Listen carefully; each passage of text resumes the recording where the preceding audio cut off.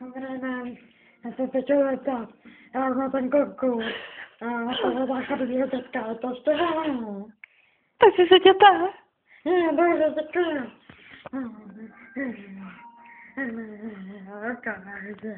No, dobrý den, já jsem se chtěl zeptat. Tato nějaké otázky. Tak jo, tak se tě ptá. Přijďte. Ano. Ukažte mi, jak byste to uměl. Se štětkou. Se štětkou, já to mám dobře štětkou. No, a ještě to se štětkou dělat. No. To je ženská nebo chlap? Já jsem babochlap. Já si to spadl ruška. Počkejte, já si tady napíšu, jak to jmenujete? Franta Pepa Lopata. Rozen 8.12. 49. 1582. 49. A Romava 300 89 15 84 50 3512 04 522 42. Ale a telefonní číslo chcete taky? Jo.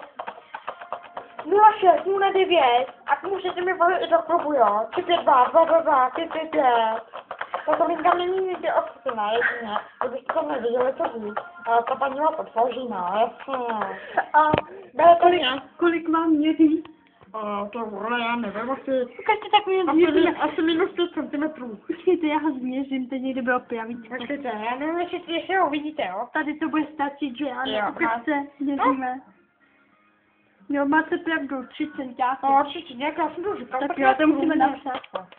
Stačí, Tak na ženský nebo na chlapy? já si neobojím, dětě. Máte moje brýle, ženská. Co ty berete? Vete, já Co ty všichni berete? vidím, musím se napsadit. No dobrý, ne? Tak berete mě. Berete mě. Teď ta kamera. Berete mě. Pane, beru. Musíte levou, pravou jenom dementi. Ano, takže dělí to, koví to, plesni to, cože? Pokud nemám nastoupit. Klidně ne? Tak jo. Tady máte štětku, tady máte hajce papír. Děkuju. A naschle. Naschle.